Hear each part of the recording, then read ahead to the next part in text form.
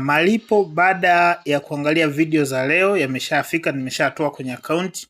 Haya ndo malipo ambayo nimepokea. Zile video za 2500 zile ambazo tulikuwa naangalia leo zilikuwa video 35. Kiasi nilichopata nimetoa kiasi hicho hapo 1085. Utaona hapa nimetoa muda huu saa 10 dakika 54 ndo nimetoa. Tukienda hapa kuangalia kwenye message za kawaida, message za kawaida ni hapa tuangalie muamala wetu kama umefika au la. Hapa ndo message za kawaida zinapopatikana hapa.